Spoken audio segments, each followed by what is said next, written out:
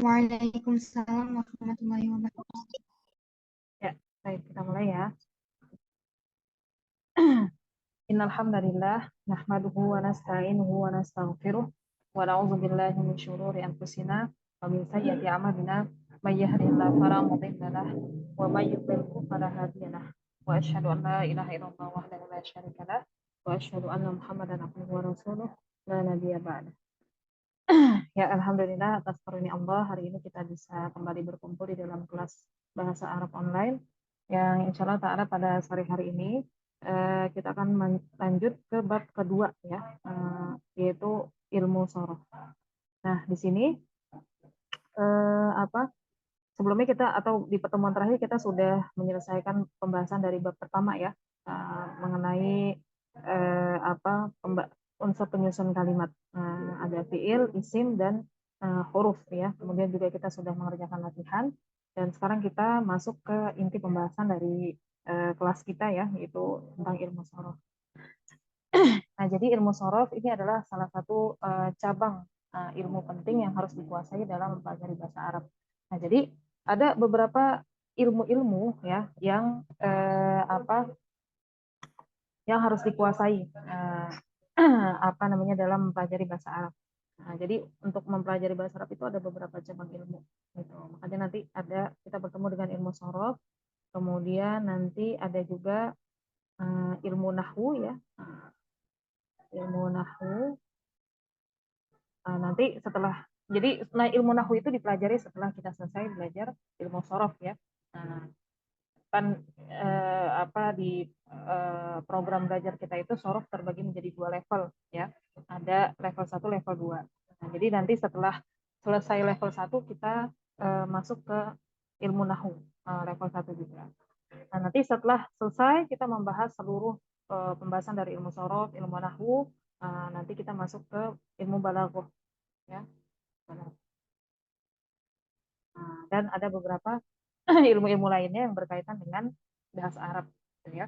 Jadi kalau ilmu sorof ini fokus pembahasannya adalah kita bisa mengetahui atau tujuan dari mempelajari ilmu sorof ini adalah kita bisa mengetahui bentuk perubahan dari suatu kata gitu ya.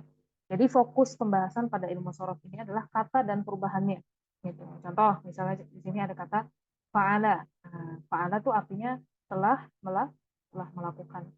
Nah, berarti kira-kira fa'ala nih termasuk kata apa nih? Kata kerja kah, kata sifat kah, atau kata benda? Kalau kita tinjau Kata kerja.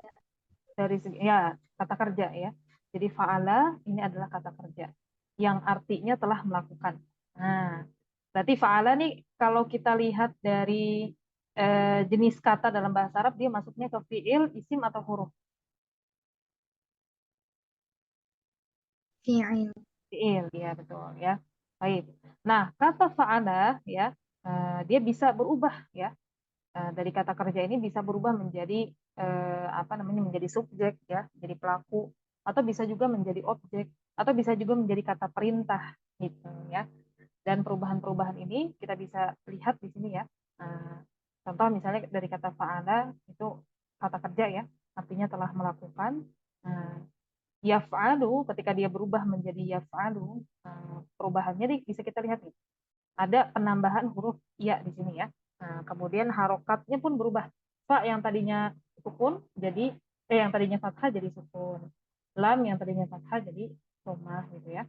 Nah, maka perubahan dari fa'ala yaf'alu ini tentu ada perbedaan makna juga gitu ya. Fa'ala artinya telah melakukan, yaf'alu artinya sedang melakukan. Nah, bedanya apa coba? Berarti antara telah melakukan dan sedang melakukan. Perbedaannya dari segi apa? Waktu ya. Waktu perbuatannya gitu ya. Waktu pengerjaannya, waktu melakukannya gitu ya. Baik, kemudian fa'alan berubah lagi jadi fa'alan bisa ya. Nah, kita lihat sini perubahannya itu dari segi harokatnya tuh. Nah, awalnya kan fa'ala, fathah semuanya. Nah, ketika berubah menjadi fa'alan, maka ainnya yang tadinya fathah jadi sukun, ya. Lam yang tadinya fathah jadi fathatain, gitu. Nah, maka artinya juga berubah menjadi apa? Perbuatan, gitu. Fa'alan artinya perbuatan. Nah, kira-kira dia masuknya ke kata apa nih? Kata benda, kata kerja, kata sifat, atau apa?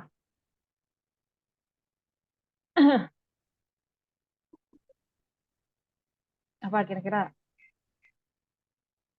Kata benda. Sifat. Ya, kata benda ya. Jadi perbuatannya itu disebutkan apa perbuatannya. Gitu. Baik.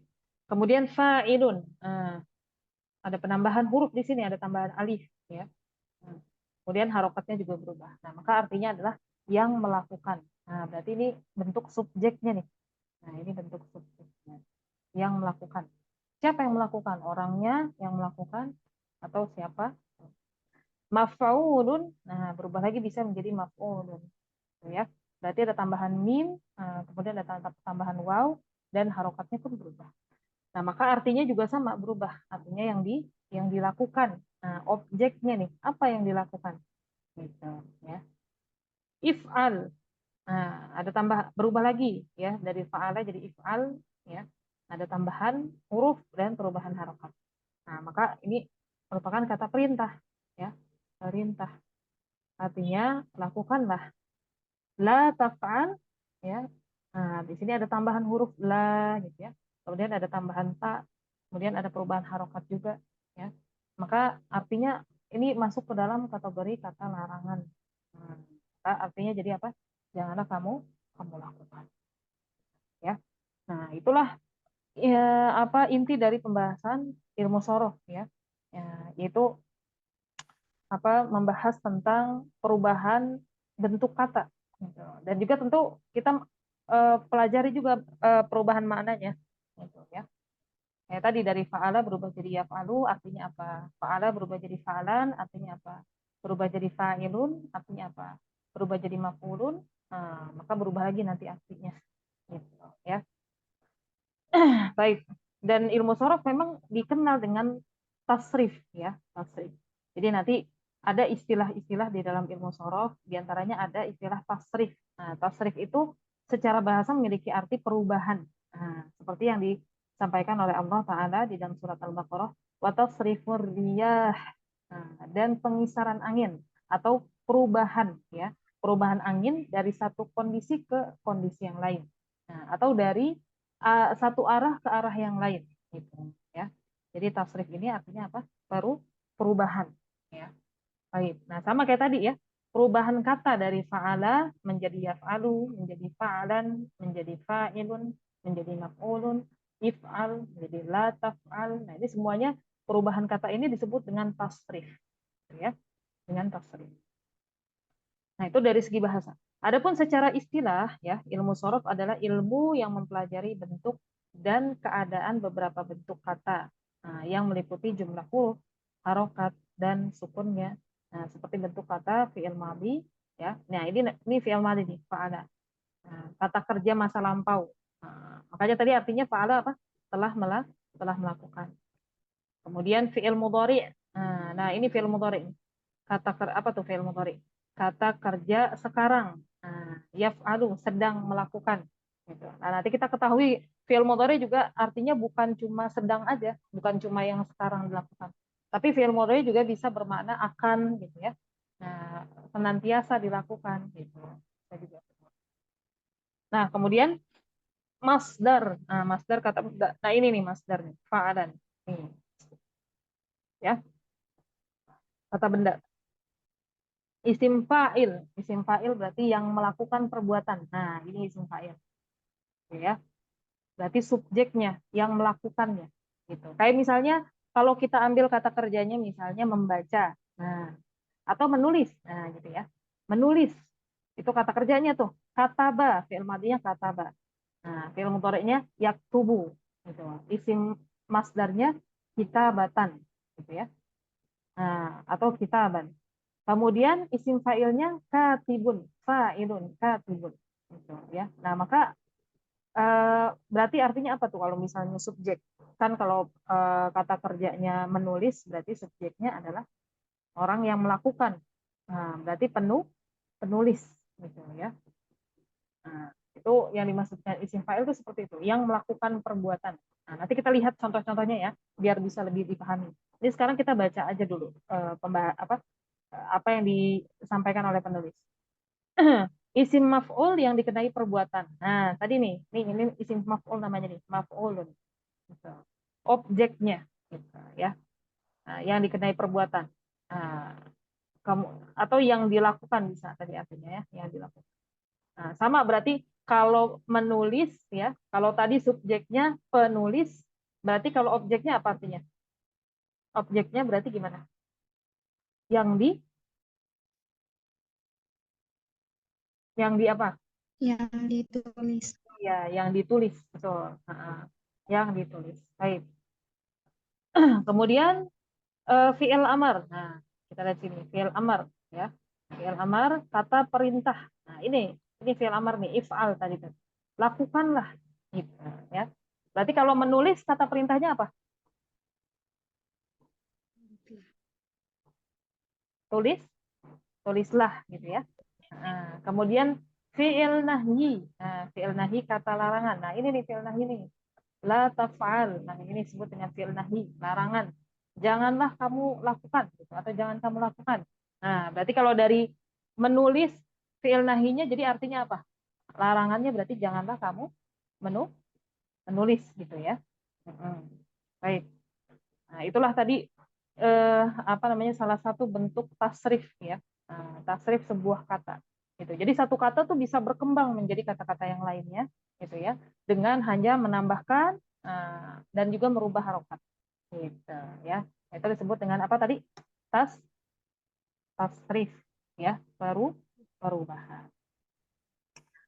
Ilmu sorof adalah ilmu yang menerangkan tata cara merubah suatu kata dari satu bentuk ke bentuk yang lain untuk menghasilkan makna yang berbeda-beda. Nah, contohnya merubah kata kataba menjadi yaktubuh dan katibuh.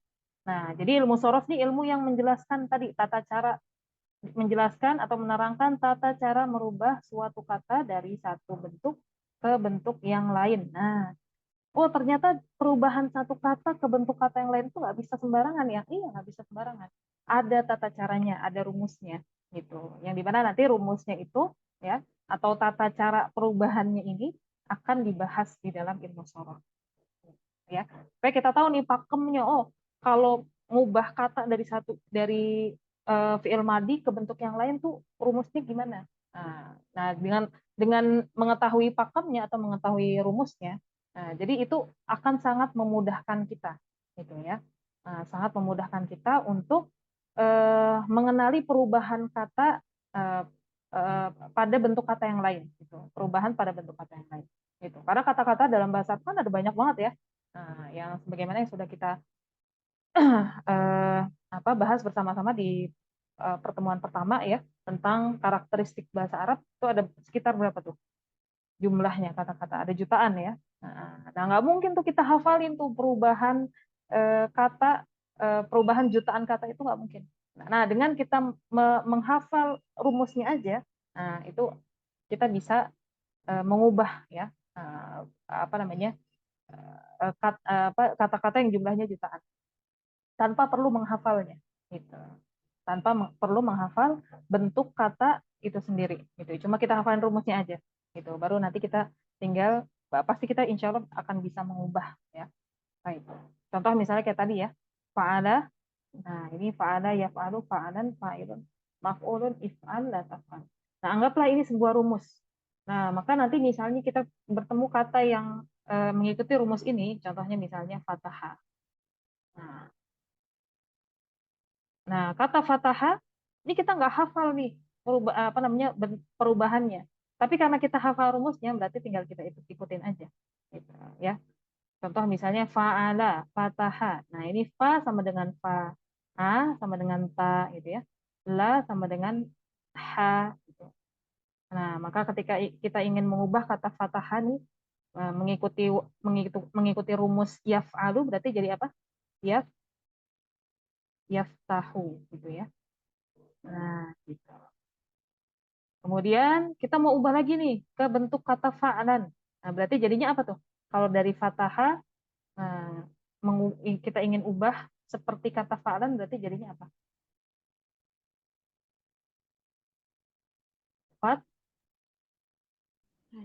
Iya, fathan ya. Gitu. Terus fa'ilun. Nah, berarti jadi apa? Fa, mm-mm. Fa'ilun berarti jadi fatihun. Nah, gitu ya. Jadi kita sebenarnya nggak hafal nih perubahan kata fatahah, tapi dengan kita hafal rumus, maka kita tahu perubahannya. Oh, kalau kalau bentuk fi'il madhi, bentuk fi'il mudhari dari kata fatahah tuh yaftahu. Sekarang ngikutin rumusnya yaf'alu. Oh, bentuk masdar dari kata fatahah itu fathan. Nah, karena rumusnya fa'lan tadi, tinggal kita ikutin aja tuh, ya, perubahan harokatnya. Oh, isim fa'il atau subjek dari kata fataha itu fatihun. Nah, nanti juga sama artinya nggak jauh beda. Gitu ya. Kalau fa'ilun yang melakukan, kalau fatihun berarti nah, fataha itu artinya membuka. Membuka.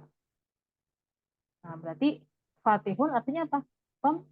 Pembuka atau orang yang membuka. Maf'ulun. Nah, berarti jadi maftuhun. Gitu ya. Kita ngikutin rumusnya nih. Maftuh. Nah, berarti artinya apa? Yang dibuka gitu ya. If'al. Nah, berarti iftah ya. Iftah. Nah, bukalah ini kata perintah ya. Bukalah. La taf'al. Oh, berarti jadi la taf'al. Nah, berarti artinya apa? Janganlah kamu buka. Ya. Nah, enak kan? Jadi kita hafal satu rumus aja udah bisa eh, membuat kita bisa merubah kata-kata yang lain seperti contohnya fatahah ini ya. Nanti ada lagi misalnya contohnya eh, misalnya kolako, kata kolako atau misalnya kata nasoro gitu, kataba nanti kita ubah sesuai dengan rumus yang kita hafal. Ya, baik. Sampai sini ada pertanyaan? Bisa dipahami semuanya dengan baik? Insya Allah bisa, Ustaz. Ya, oke kita lanjut sekarang. Nah, istilah dasar ilmu sorof. Nah, tadi ya, kan ada satu istilah yang kita kenal tadi apa namanya? Tasrif ya. Apa itu tadi tasrif artinya? Perubahan kata. Baru perubahan. Perubahan. Tasrif itu artinya perubahan. Baik.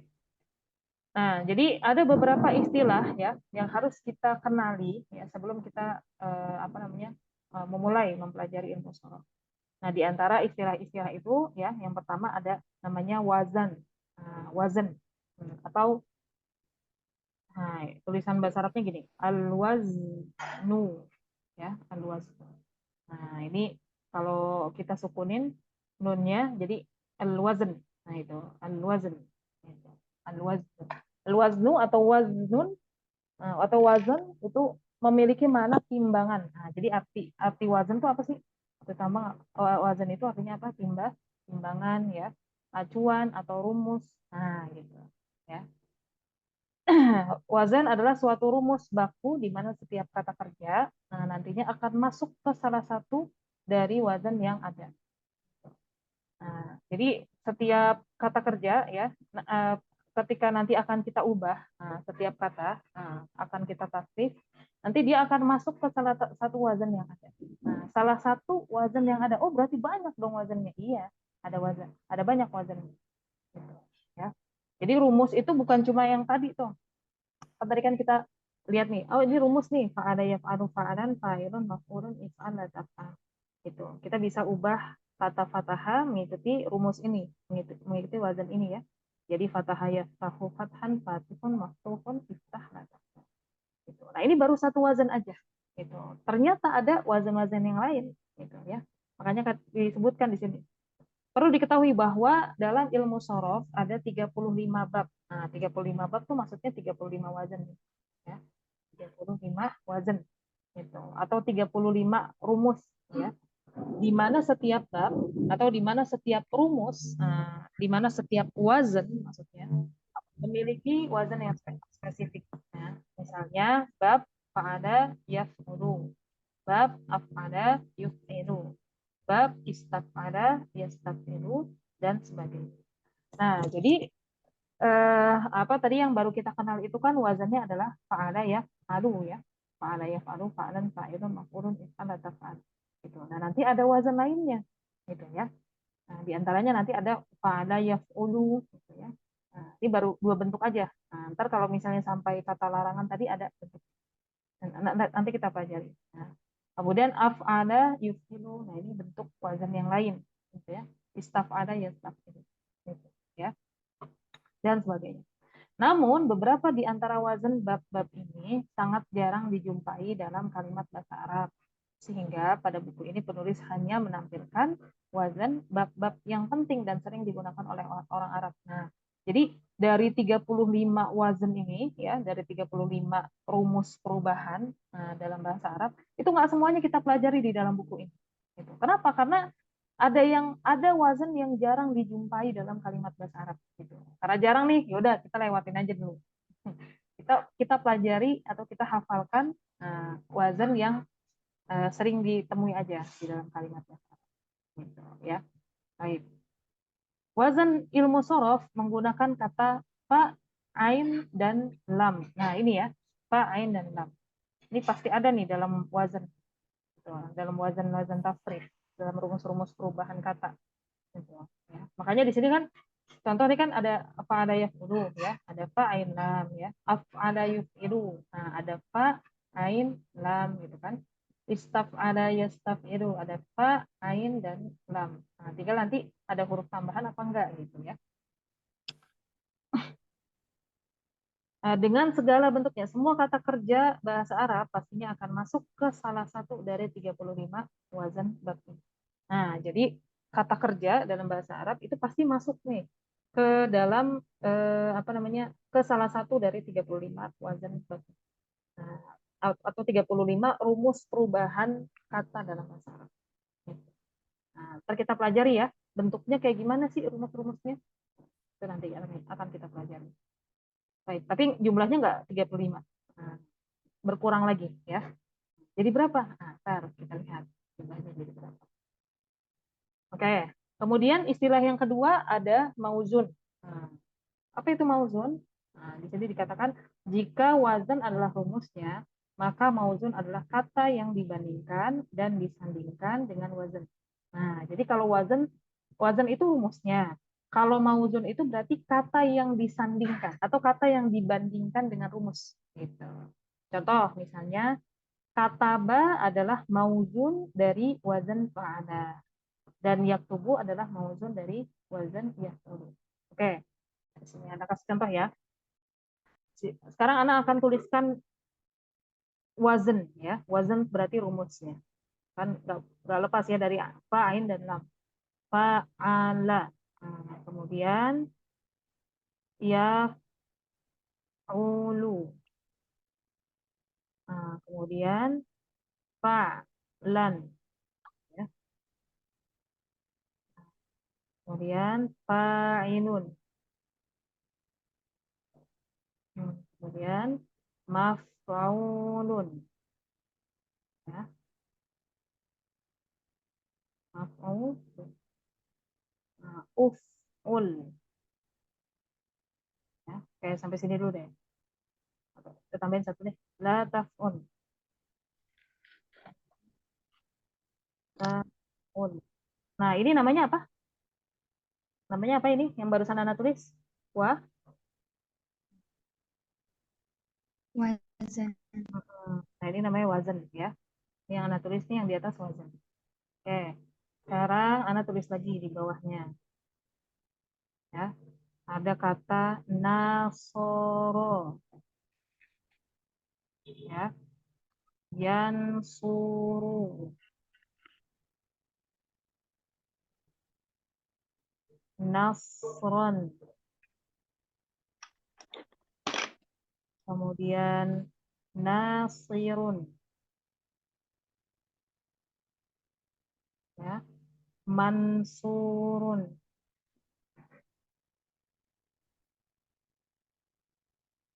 Ya. Unsur. Unsur. tansur. Nah, baik. Nah, baru yang barusan Ana tulis ini namanya mauzun. Mauzun. Ya, mauzun. Ya, baik. Nah, bedanya apa? Bedanya kalau wazan tadi apa? Rumus ya. Mauzun itu berarti kata yang mengikuti, yang perubahannya itu ngikutin rumusnya. Gitu, ya. Contoh di sini kan rumusnya nih fa'ala, wazannya fa'ala. Mauzunnya nasoro tuh sama ya, dia ngikutin dari segi apa? Dari segi jumlah hurufnya, kemudian dari segi harokatnya ya. Na itu ngikutin fa, sod ngikutin ain ya, ro ngikutin lam gitu, ya.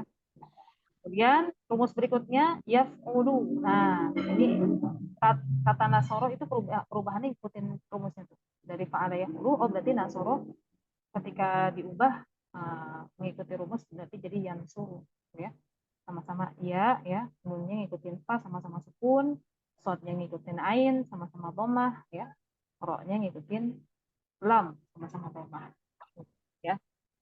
Itu pula dengan rumus berikutnya fa'alan. Berarti dari kata nasoro ngikutin rumus jadi nasron sama ya, nun ngikutin fa, sod ngikutin ain, ro ngikutin lam ya. Rumus berikutnya fa'ilun. Berarti dari kata nasoro ngikutin rumus fa'ilun berarti jadi nafirun ya. Nah, ini ngikutin fa tuh. Sama-sama setelahnya ada alif. Sama-sama fathah. Shad ngikutin ain sama-sama kasroh. Ro ngikutin lam sama-sama ain. Maf'ulun. Jadi mansurun. Nah, sama-sama ada mim depannya, kemudian fa-nya nunnya ngikutin fa sama-sama sukun. Shadnya ngikutin ain sama-sama dhammah ya. Kemudian ada waw sukun juga setelah shad. Nah, seperti rumusnya tuh, setelah ain ada waw sukun. Roknya ngikutin lam sama-sama dhammah ain ya. Kemudian rumus berikutnya, wazan berikutnya uf'ul. Nah, berarti jadi unsur. Nah, sama-sama ada sama-sama ada hamzah wasal di awal. Jadi namanya hamzah wasal ya. Kemudian nunnya ngikutin fa sama sukun, sodnya ngikutin ain sama-sama dhammah. Roknya ngikutin lam sama-sama sukun. Ini uf'ul ya. La taf'ul, la tansur. Ya. Nah, sama-sama ada la, kemudian ada ta, nunnya jadi sukun. Nah, ngikutin fa, sodnya jadi dhammah, ngikutin ain, roknya jadi sukun, ngikutin lam. Gitu, ya. Nah, itu yang dimaksud dengan mauzun tuh seperti itu. Gitu. Oh, berarti dari 35 wazan itu mauzunnya beda-beda dong? Iya, gitu. Jadi nggak bisa misalnya satu mauzun itu perubahannya mengikuti beberapa wazan, beberapa rumusnya bisa. Gitu, ya. Yang ada satu wazan itu bisa diikuti oleh beberapa mauzun. Nah, contoh misalnya wazan fa'ala nih, ya, fa'ala yaf'ulu fa'alan fa'ilun maf'ulun uf'ul la taf'ul. Nanti ada mauzun lainnya selain nasoro. Apa contohnya? Nah, ini kata bayak tubuh. Nanti ada kata bayak tubuh gitu ya. Nah, kemudian nanti ada syakaro, yashkuru gitu ya. Ada kafaro, yakfuru gitu. Perubahannya sama ngikutin wazan ini, ngikutin rumus ini. Ya. Oke ya. Paham sampai sini yang dimaksud dengan mauzun itu apa? Paham. Paham ya? Oke. Baik. Berikutnya, istilah berikutnya ada tasrif. Nah, tasrif. Tasrif itu apa? Apa tadi tasrif? Baru? Perubahan kata. Perubahan. Ya. Ya, tasrif adalah perubahan kata dari bentuk asal, ya. Bentuk asal tuh apa sih? Bentuk asal tuh yang ini nih. Ini bentuk asal nih. Jadi yang dikatakan bentuk asal itu yang ini. Ini fa'ala nih. Nah, fi'il madi ini disebut dengan bentuk asal ya. Nah, bentuk asal. Kata kerja menjadi bentuk-bentuk yang lain. Nah, bentuk-bentuk yang lain itu berarti yang ini, yaf'ulu, fa'lan, fa'ilun, maf'ulun, uf'ul, la taf'ul gitu. Ya. Ilmu sorof juga sering disebut dengan ilmu tasrif. Nah, jadi istilahnya ya, ilmu sorof, ilmu tasrif sama aja. Karena inti ilmu sorof adalah mempelajari tasrif. Nah, karena inti ilmu sorof adalah mempelajari perubahan kata gitu. Nah, secara umum suatu kata kerja berubah menjadi jenis perubahan kata sebagai berikut. Nah, jadi tasrif itu ya, perubahan kata dari asal katanya ya, dari bentuk asal kata kerja atau fi'il madhi menjadi beberapa bentuk kata ya. Di antaranya ya, dari fi'il madhi berubah jadi fi'il mudhari ya. Kemudian berubah lagi bisa menjadi isim masdar ya. Isim fa'il, subjek atau pelaku ya. Kemudian isim maf'ul ya, objek, berubah lagi bisa menjadi fi'il amar atau kata kerja perintah ya, berubah lagi menjadi fi'il nahyi, kata kerja larangan ya. Ini ya, la taf'ul, la tansur ya. Isim zaman, isim makan dan isim alat. Nah, ini tambahan ya, teman-teman. Di sini ada isim zaman. Isim zaman itu apa? Kata penunjuk waktu. Kata penunjuk waktu itu maksudnya kayak gini. Maksudnya itu apa namanya? Waktu terjadinya perbuatan tersebut, gitu, ya. Nah, baik. Contoh misalnya apa? Misalnya kata wa'ada. Wa'ada itu artinya menjanjikan. Menjanjikan. Atau janji deh, berjanji gitu ya. Nah, nah, nanti wa'ada ini dia punya isim zaman. Isim zamannya itu adalah mau'idun. Mau'idun. Oh, mau'id berarti artinya apa? Waktu yang dijanjikan. Nah, gitu. Nah, itu yang dimaksud dengan isim zaman tuh seperti itu, ya, kata penunjuk waktu. Jadi kata wa'ada, ini wa'ada nih fi'il madhinya. Dia bisa ditasrif, diubah menjadi bentuk isim zaman, terus bentuknya jadi mau'idun. Nah, karena isim zaman itu maksudnya adalah kata penunjuk waktu, berarti kalau wa'ada artinya menjanjikan, maka mau'idun itu artinya adalah waktu yang dijanjikan. Nah, sering nih di dalam Quran, waktu yang dijanjikan, mau'idun, mau'idun. Nah, maksudnya apa? Maksudnya hari akhir, atau hari kiamat ya, dijanjikan pasti akan terjadi. Baik. Kemudian isim makan. Nah, isim makan ini adalah kata penunjuk tempat. Nah, kata penunjuk tempat contoh misalnya, ya, kita ambil kata sajada. Sajada artinya bersujud. Nah, sajada itu dia punya isim makan. Jadi apa kalau ditasrif jadi isim makan jadinya masjidun. Apa arti masjidun? Tempat. Nah, tempat untuk apa? Tempat untuk bersujud gitu ya. Jadi ternyata kata masjidun itu adalah isim makan dari kata saja ya. Oke. Nah, terus isim alat, nama alat ya. Contoh misalnya kata fataha tadi. Apa tadi fataha artinya?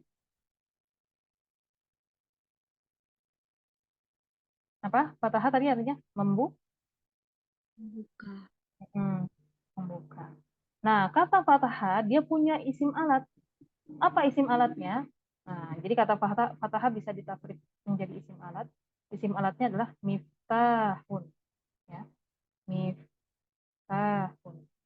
Nah, berarti gimana nih kita memahami arti dari kata miftahun ini? Alat untuk apa?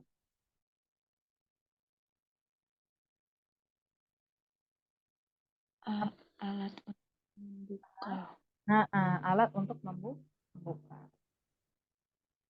Nah, kalau lebih kita kenal dengan kunci ya. Jadi miftahun itu dia artinya kunci.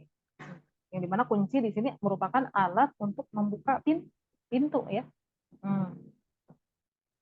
Baik, ya bisa dipahami semuanya sampai sini mengenai apa namanya jenis-jenis kata di dalam tasrif atau dalam perubahan kata. Ada yang mau ditanyakan dulu sebelum lanjut?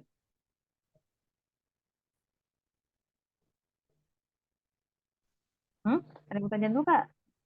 Nggak ada. Gimana? Bisa dipahami?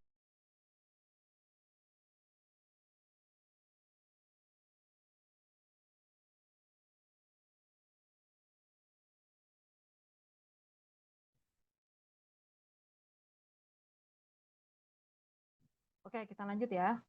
Nah, sekarang kita masuk ke subbab berikutnya, yaitu makna dasar setiap bentuk kata. Nah, jadi kan tadi kita sudah mengenal ya bentuk kata ya dalam istilah tasrif.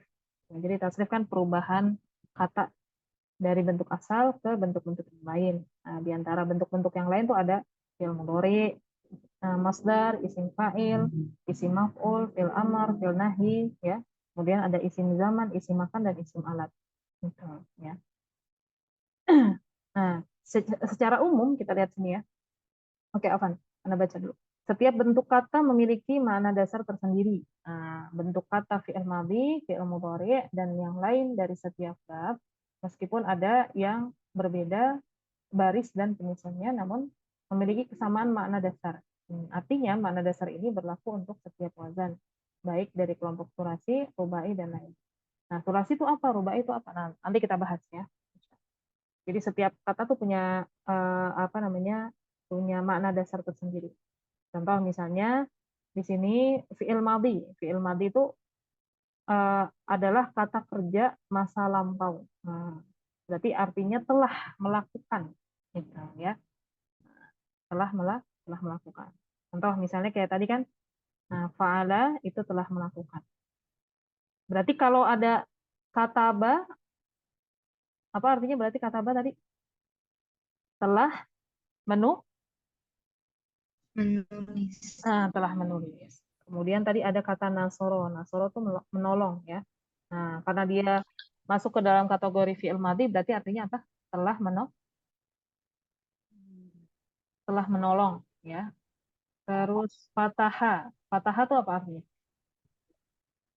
Tadi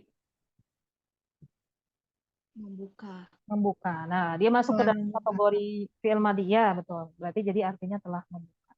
Gitu ya. Kemudian fi'il mudhari itu artinya sedang melakukan. Nah, tadi ya, yaf'alu ya. Ya, yaf'alu atau yaf'ulu ya, bisa juga. Artinya sedang melakukan. Nah, berarti kalau kataba telah menulis. Nah, bentuk fi'il mudhari dari kataba adalah yaktubu. Ya, yaktubu. Berarti artinya yaktubu apa? Apa artinya yaktubu? Sedang. Sedang menulis. Baik. Kemudian kata nasoro itu ketika diubah menjadi fi'il mudhari berarti menjadi yansuru. Yan yansuru. Apa artinya yansuru? Menolong. Ya, sedang Sedang. menolong. Baik. Fataha jadi ya tahu. Ya tahu. Nah, apa artinya ya tahu? Hmm? Sedang membuka. Sedang membuka ya. Oke, gitu ya. Nah, kemudian bentuk kata berikutnya adalah masdar ya atau isi masdar. Karena masdar ini artinya adalah kata benda. Nah, dia ada rumusnya apa tadi? Fa'lan ya. Wazannya fa'lan. Nah, kata ba yaktubu ya, apa namanya ketika berubah menjadi isi masdar, dia memang agak berbeda ya. Jadi bukan katban, tapi kitabatan.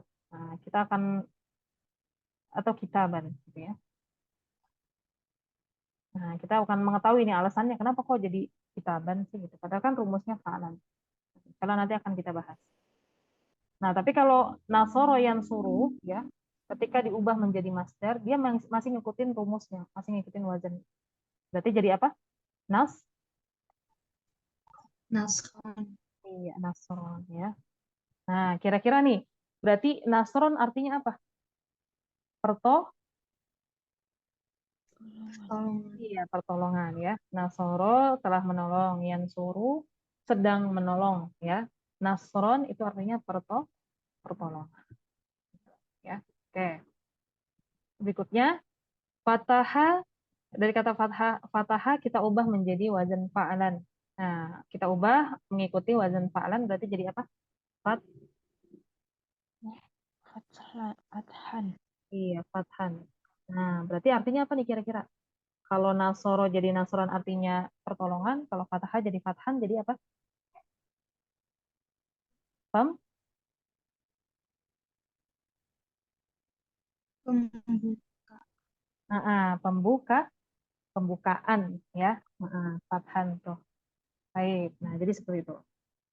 Oke, sekarang isim fa'il. Isim fa'il itu pelaku yang melakukan atau subjek ya bisa juga. Apa rumusnya tadi wazannya isim fa'il itu? Fa, fa'ilun ya. Oke. Nah, dari kata ba yaktubu kitaban menjadi ngikutin apa wazan fa'ilun berarti jadi apa? Ka Tibun. katibun ya. Karena kafnya ngikutin fa ya. Ta-nya ngikutin ain, ba-nya ngikutin lam. Katibun. Kataba menulis. Berarti kalau katibun artinya apa? Pelaku. Nah, itu isim fa'il tadi artinya pelaku. Berarti katibun artinya apa? Pe- Nulis. Penulis ya. Oke. Penulis. Kemudian kata nasoro. Dia diubah, ditasrif mengikuti wazan fa'ilun. Berarti jadi apa? Nah, Nasirun. nasirun. Baik. Jadi artinya apa nih nasirun nih? Nasoro tadi menolong. Kalau nasirun artinya Penolong. penolong. Bagus. Oke. Sekarang dari kata fataha kita tasrif mengikuti wazan fa'ilun berarti jadi apa? Tihun. Iya, bagus. Fatihun. Ya, bagus. Fatihun. Ya, fatihun. Nah, berarti artinya apa nih fatihun nih? Pembuka. Artinya apa? Pembuka. Nah, gitu ya. Oke. Sekarang isi maf'ul, objek yang dikenai perbuatan. Nah, tadi wazannya maf'ulun. Ya, wazannya tuh maf'ulun.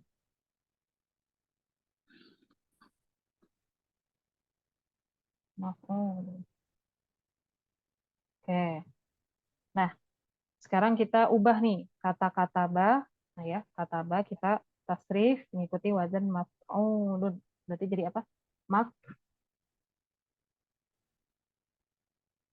maktubun.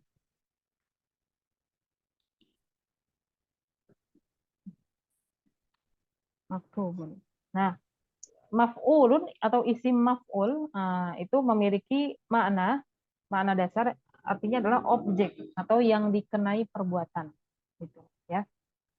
Nah, kalau kata ba artinya menulis, berarti maktubun itu artinya yang ditulis gitu. Objeknya nih, apa yang ditulis?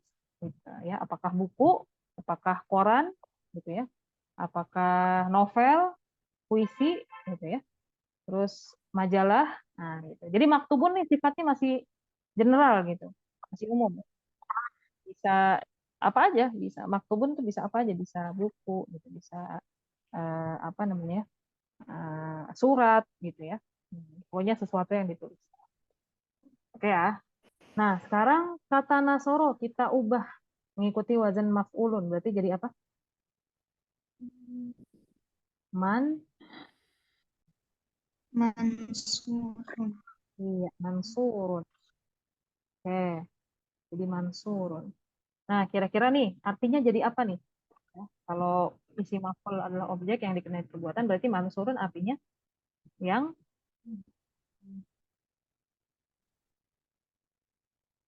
yang di apa? Kalau maktubun yang di. Yang Nah, ya. Jadi mansurun itu adalah yang ditolong. Nah, berarti masih umum juga sifatnya, kan? Cuma yang ditolong itu bisa banyak ya, bisa orang gitu, bisa anak kecil, bisa orang dewasa gitu. Bisa juga hewan, gajah gitu, yang masuk ke dalam anak gajah masuk ke dalam lubang, terus dia ditolong, dia disebut mansur gitu ya. Terus apa lagi? Banyak ya. Nah, jadi mansurun itu secara umum maknanya adalah yang ditolong.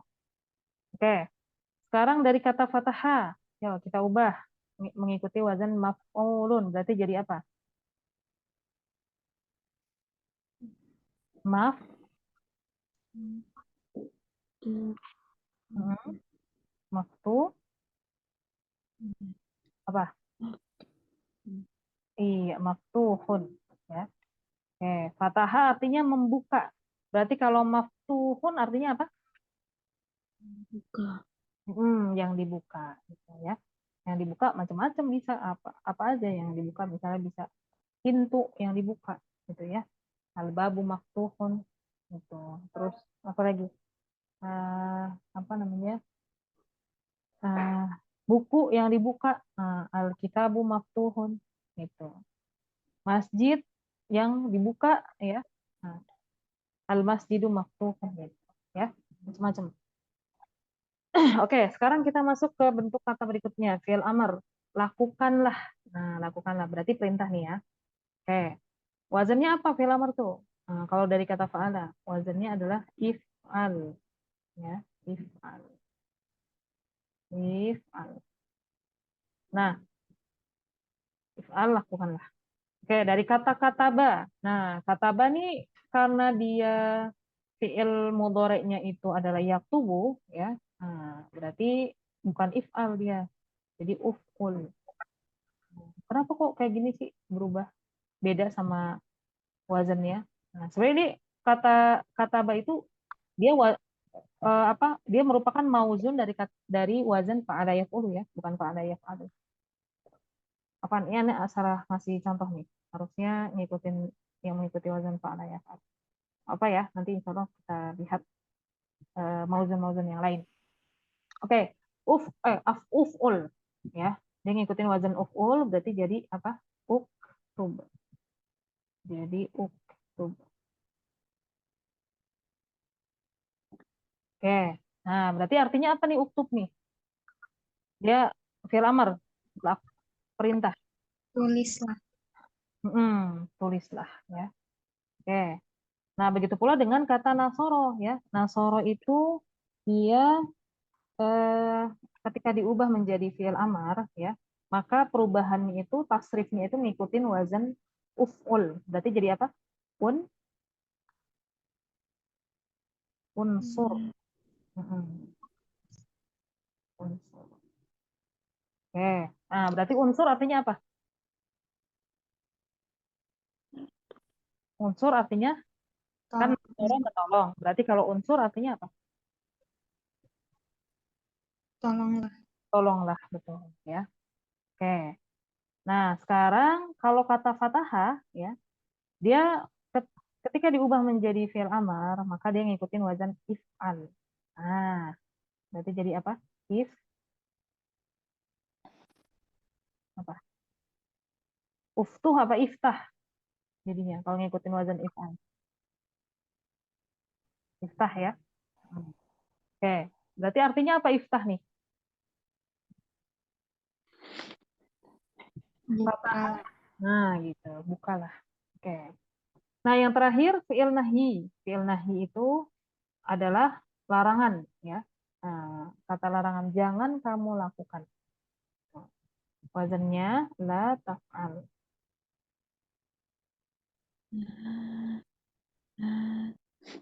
La taf'al. Nah, kalau kataba dan nasoro itu dia mengikuti wazan la taf'ul ya. Ini beda ya. Jadi antara wazan la taf'al dengan la taf'ul itu beda wazannya. Nah, maka nanti mauzannya juga beda-beda lagi. Oke, la taf'ul. Berarti kalau kataba berarti jadi la apa? La taktub ya. La taktub. Apa artinya la taktub? Janganlah kamu apa? Menulis. Iya, janganlah kamu menulis. Oke. Berarti kata nasoro ketika diubah menjadi bentuk fi'il nahi ya dengan mengikuti wazan la taf'ul jadinya apa? La, bagus. La tansur ya. La tansur. Oke, apa nih artinya jadinya la tansur nih?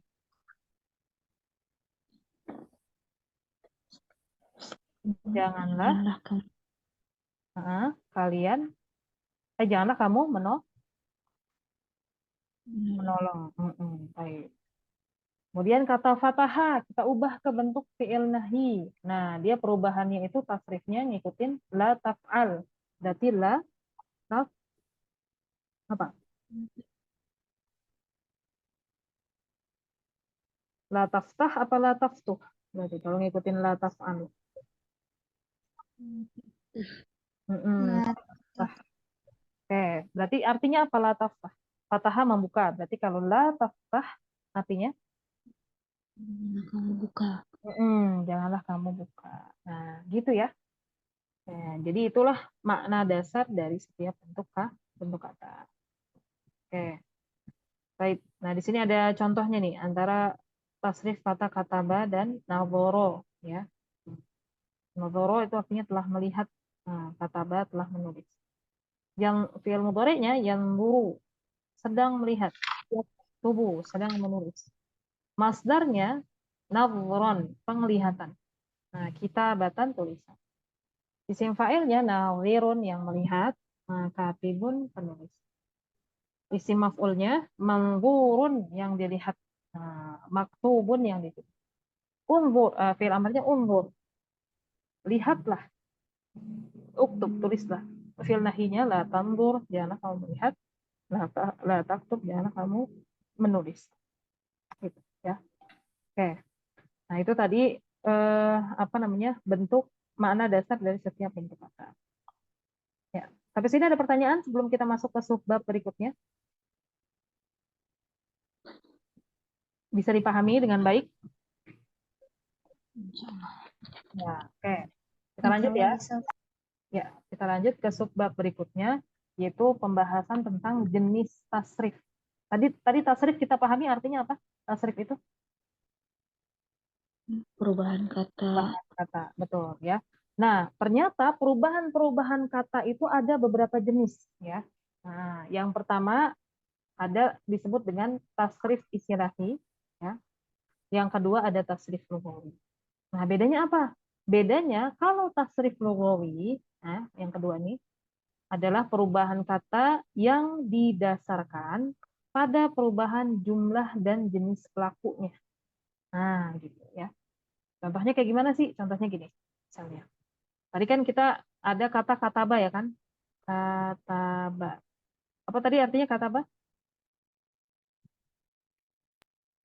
Telah, menulis. telah menulis. Ya.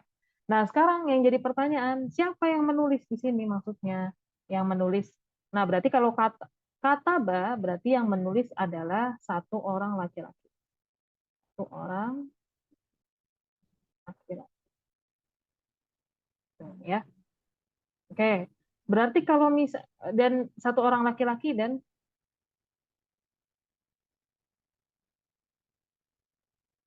tes, halo? Suara Anda masih jelas atau putus-putus atau kerusak-kerusak? Jelas saja sekarang. Jelas ya, oke. Ya. Nah, jadi kata ba itu adalah satu orang laki-laki, gitu ya. Atau kalau misalnya kita tinjau dari kata gantinya itu dia kata gantinya adalah huwa. Huwa itu apa huwa berarti? Masih ingat nggak? Domir huwa. Artinya apa? Huwa tuh dia, kalian, mereka, kamu atau dia ya. Dia. Oke, ya. Nah, berarti kata ba artinya apa? Dia ya. Dia laki-laki telah menulis. Telah menulis.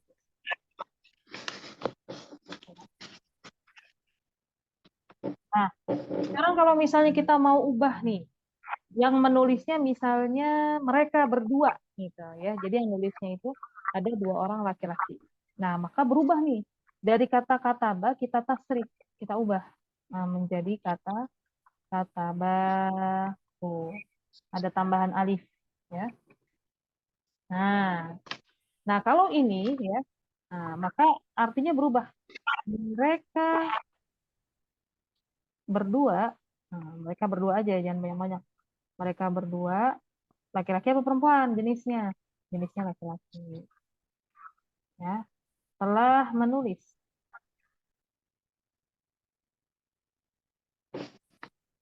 Nah, gitu ya. Oke, terus kalau misalnya kita mau ubah lagi, misalnya contohnya kita pengen yang menulisnya itu perempuan, ya, dia satu orang perempuan, ya, telah menulis. Nah, berarti berubah lagi nih. Jadi ada tambahan tak taknis, ya. Jadinya katabat. Kata Nah, maka artinya jadi apa? Dia satu orang ya, tapi itu berubah jadi perempuan telah menulis.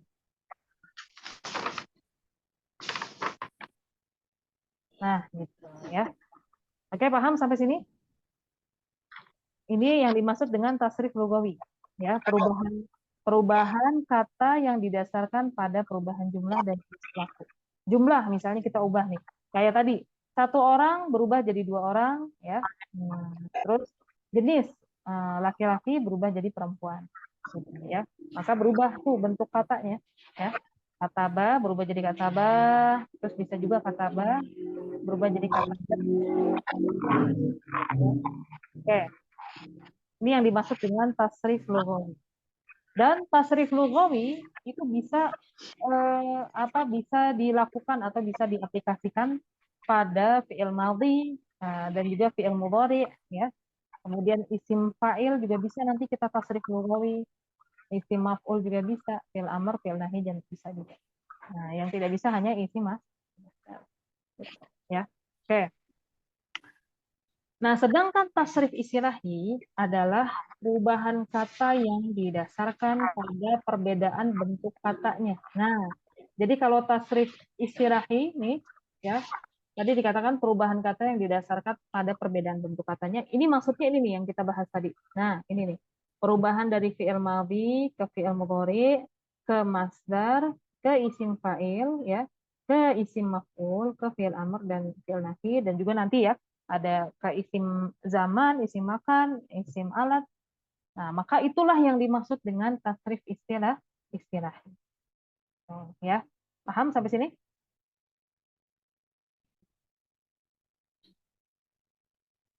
Gimana? Paham. Ya, oke. Nah, oke, di sini dikasih contoh nih sama penulis.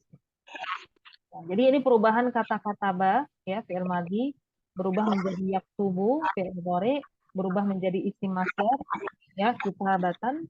Nah, berubah menjadi isim fa'il katibun, berubah jadi isim maf'ul maktubun, berubah jadi fi'il amar uktub, berubah menjadi fi'il nahi la taktub. Nah, inilah yang disebut dengan apa? Apa nih berarti? Ini tasrif lugawi apa tasrif istilahi? istilahi. Tasrif istilahi. Nah, kalau ini adalah contoh bentuk tasrif lugawi, ya. Katibun. Katibun ini jenis kata apa nih? Fi'il amar, fi'il madhi, fi'il mudhari, isim masdar, isim fa'il, isim maf'ul, fi'il amar atau fi'il nahi? Berarti kira-kira. Katibun, penulis.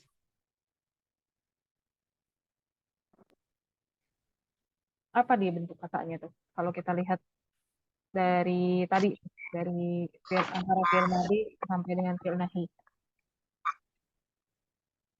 Katibun. Dia ngikutin wazan apa? Fa'ilun. Berarti dia termasuk isim Fa'il. isim fa'il, ya. Jadi katibun ini adalah isim fa'il. Nah, isim fa'il kita bisa tasrif lugawi nih, ya.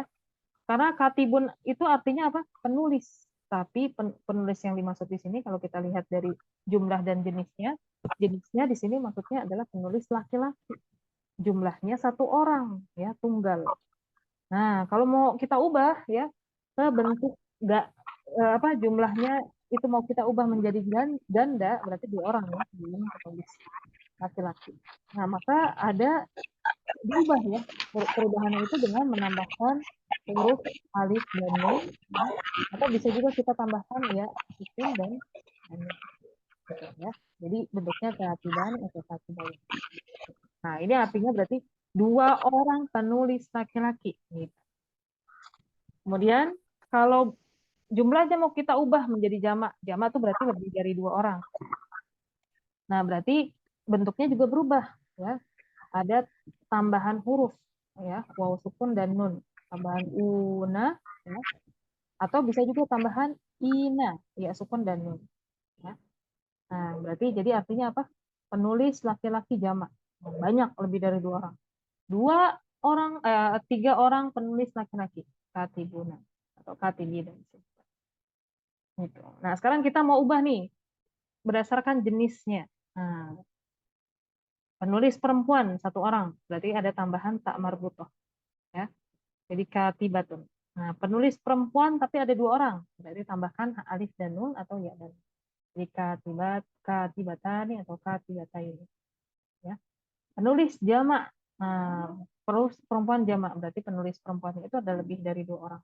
Nah, berarti tambahkan alif dan tak maftuhah. Jadi katibatun. Ya. Nah, perubahan nih dari katibun, katibaini atau katibun ke katibani atau katibaini. Nah, kemudian berubah lagi ke katibuna atau katibina, kemudian katibatun, katibatani atau katibatani. Nah, kemudian berubah lagi menjadi katibatun. Nah, ini disebut dengan tasrif apa? Tasrif Tasrif lughawi. tasrif lughah, ya. Baik. Nah, itulah perbedaan dari bentuk tasrif istirahi dan tasrif, ya. Nah, berarti satu kata tuh bisa diubah nih. Nah, ini kalau contohnya fi'il amar kita bisa ubah tasrif lughawi ke bawah, ya. Yaktubu juga bisa kita ubah tasrif lughawi. Kita batat nggak bisa. Kalau kita batat katibun bisa kita ubah juga tadi, ya. Maktubun juga sama, kita bisa tasrif lughawi.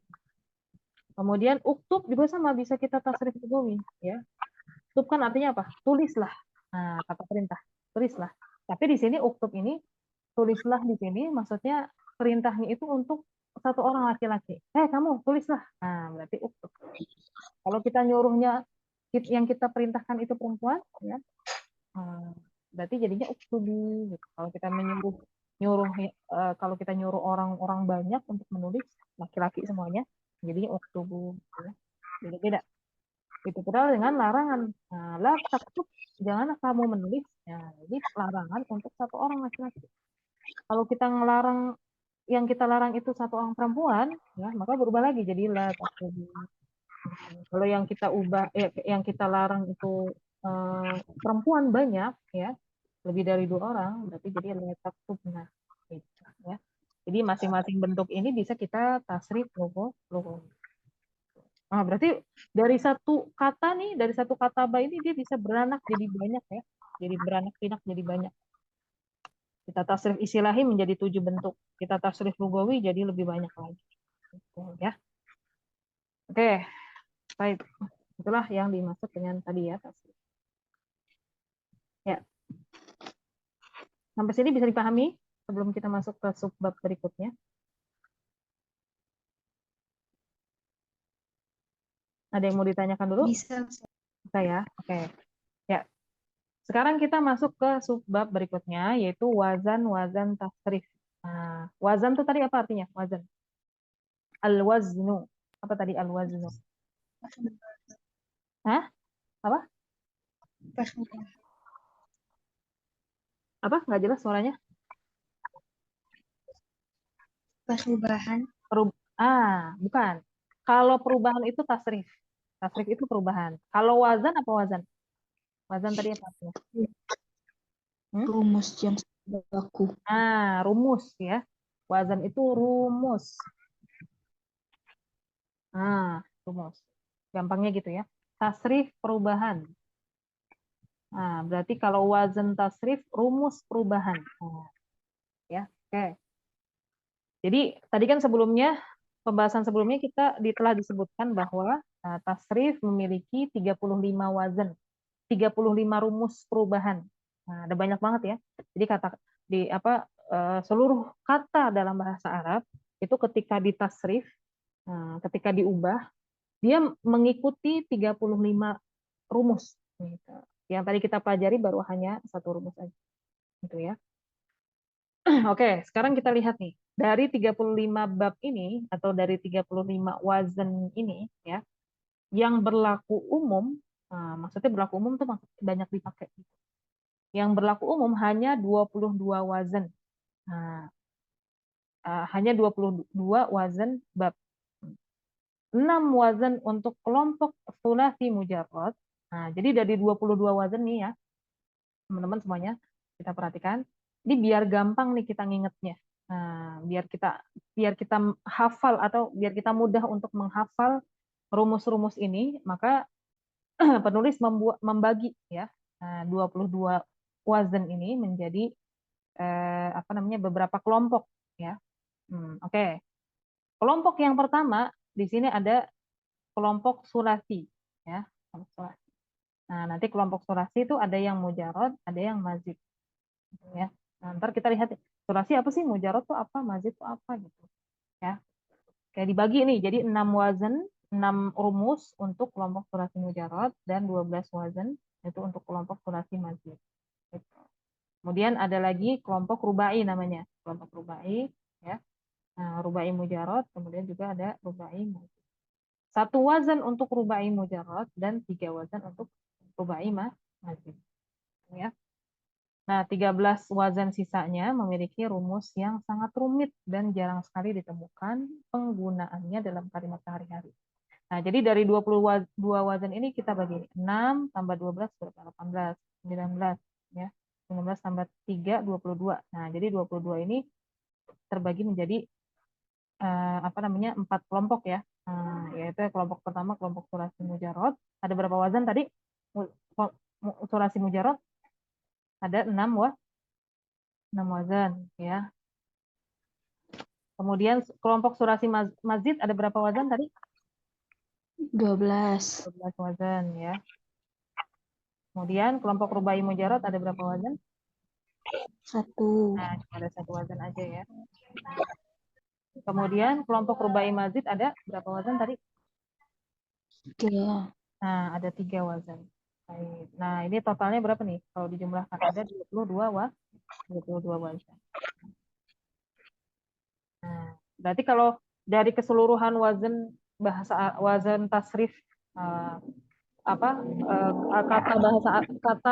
dari bahasa Arab kan ada 35 ya. Nah, tapi yang kita pelajari di dalam buku ini hanya 22 wazan. Nah, berarti sisanya berapa? Sisanya ada 13 ya. Nah, 13 sisanya memiliki rumus yang sangat rumit dan jarang sekali temukan penggunaannya dalam kalimat sehari-hari. Nah, berarti kita 13 wazan ini nanti dipelajarinnya kalau teman-teman sudah sudah menguasai dasar-dasar. Nah, menguasai 22 wazan, nah, baru boleh tuh lanjut lagi, kita cari lagi 13 wazan itu kayak gimana. Kalau penasaran, kalau nggak penasaran nggak apa-apa, nggak usah dicari. Oke, nah kita lihat sini keterangannya ya. Kan tadi ada istilah-istilah yang apa sih ini asing banget nih, sulasi apa gitu kan. Ruba itu apa, mujarrad apa, mazid itu apa gitu kan. Oke, kita lihat keterangannya di sini ya. Jadi kata sulasi merujuk pada kelompok kata kerja yang tersusun dari 3 huruf asli. Nah, jadi sulasi itu ya kata kerja yang tersusun dari 3 huruf asli. Nah, berarti ada huruf yang nggak asli dong. Apa namanya, huruf-huruf penyusun kata kerja ada, bukan nggak asli, maksudnya huruf tambahan. Contoh misalnya gini, kayak tadi kan ada apa aja contoh-contoh yang udah kita bahas tadi. Ada fa'ala kan, ada gitu kan. Terus ada kataba ya kan. Gitu. Ada apa lagi? Kataba ya. Terus apa lagi apa tadi? Nasor. Nah, ini contoh-contoh yang udah kita bahas tadi ya. Nah, fa'ala, kataba, fataha, nasoro, ini dia masuk ke dalam kelompok sulasi.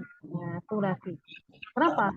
Karena fiil-fiil ini atau kata kerja ini ya, dia tersusun dari 3 huruf asli. Dari apa? 3 huruf asli. Yaitu contohnya misalnya fa'ala, huruf aslinya tuh fa, ain, lam. Nah, ada 3 ya. 3. Kataba, kaf, ta, ba. Nah, 3 ya. Fataha, fa, ta, ha. Nah, 3 huruf. Nasoro, nun, sod, ro. Ya, 3. Gitu ya. Oke, ini semuanya tiga-tiganya huruf asli nih ya. Nah, itu namanya fi'il apa tadi? Semuanya masuk ke dalam kelompok fi'il apa namanya? Sulasi. Oke. Sekarang kelompok rubai. Nah, rubai itu apa?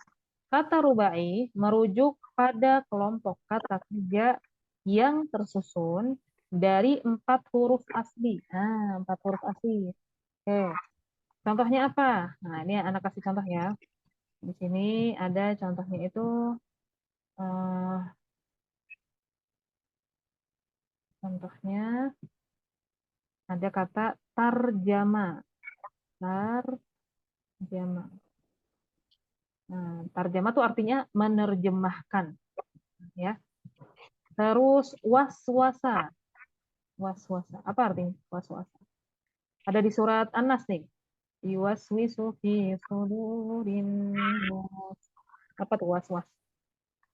Memberikan, membisikkan, ya, membisikkan waswas. Nah, membisikkan rasa waswas. Itu artinya waswasa. Oke. Nah, kita lihat di sini. Kata tarjama dan kata waswasa, ya, dia tersusun dari 4 huruf asli.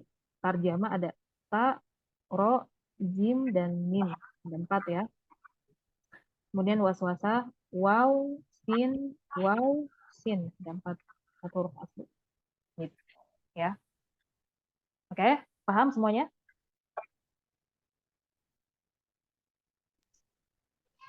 Kita bahas satu lagi contoh dahroja. Dahroja. Dahroja itu artinya menggelincirkan, ya. Oke, ini juga sama, dia masuk ke dalam kelompok rubai, ya. Dal, ha, ro, jim, ya. Ada 4. Oke.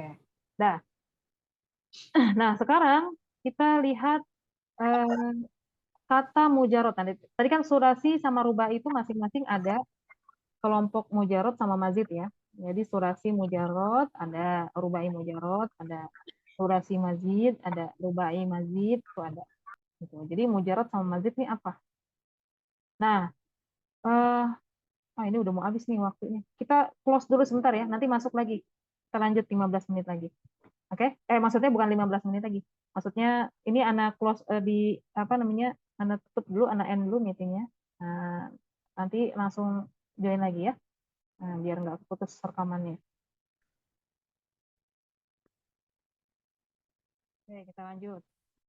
Nah, jadi tadi kan setiap kelompok surasi maupun kelompok rubai, masing-masing ada mujarot dan mazid ya.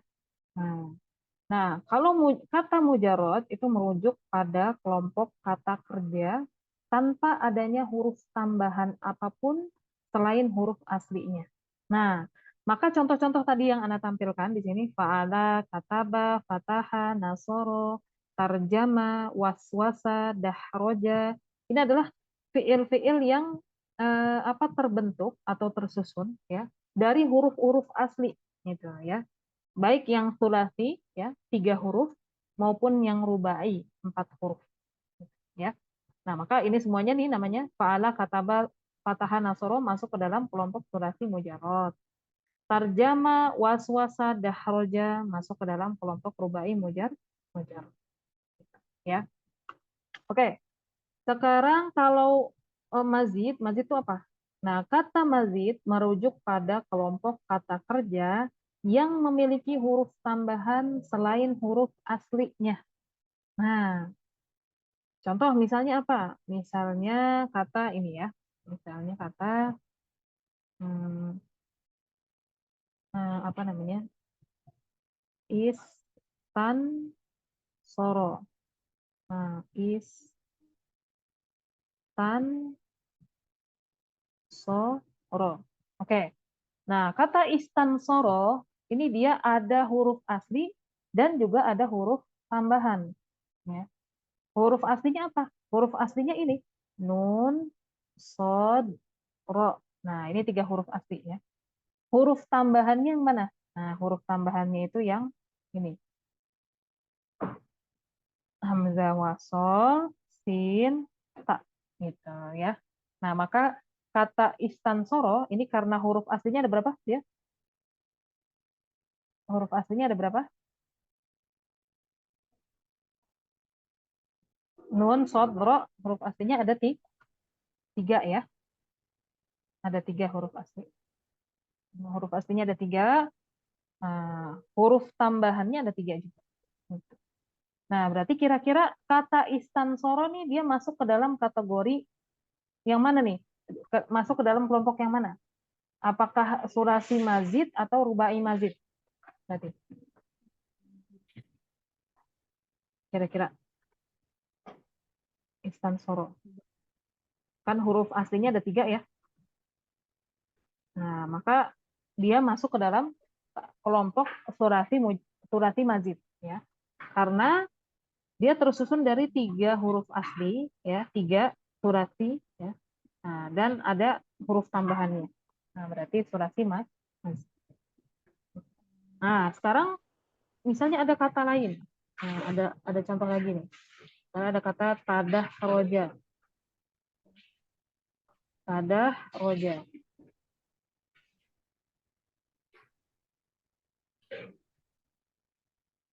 Tadah roja. Nah, kata tadah roja ini adalah kata yang tersusun dari 4 huruf asli ya dan 1 huruf tambahan. 4 huruf aslinya itu apa?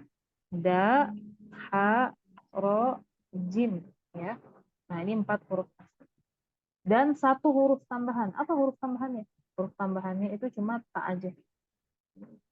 Nah, maka kata tadah roja dia masuk ke dalam kelompok rubai mazid ya, rubai mazid. Kenapa rubai? Karena rubai kan apa tadi? Tersusun dari 4 huruf asli gitu ya. Nah, tapi dia mazid. Nah, karena ada tambahan, ada 1 huruf tambahan. Oke. Nah, itulah yang dimaksud dengan kelompok-kelompok wazan ya. Kelompok-kelompok wazan. Sampai sini gimana? Bisa dipahami? Insya Allah Ustazah. Oke, dipahami ya. Dah, cukup deh sampai sini dulu ya. Insya Allah besok kita masuk ke, nah ini nih, pembagian 22 wazan tasrif. Ya. Dah, ada pertanyaan sampai sini? Nggak ada? Ustazah.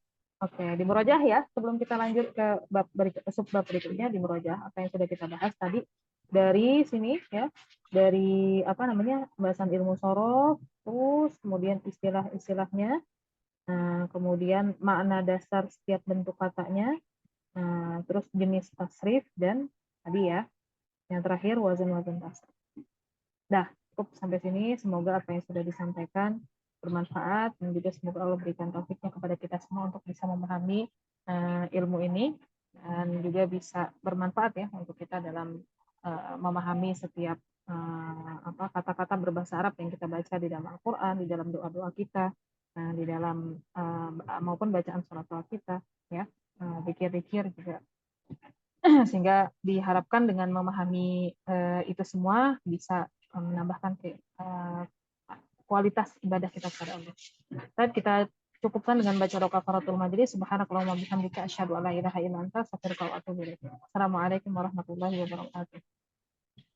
Waalaikumsalam warahmatullahi wabarakatuh. Jazakallahu khair Ustazah wa barakallahu fiik. Jazakallahu khairan. Baik, barakallah.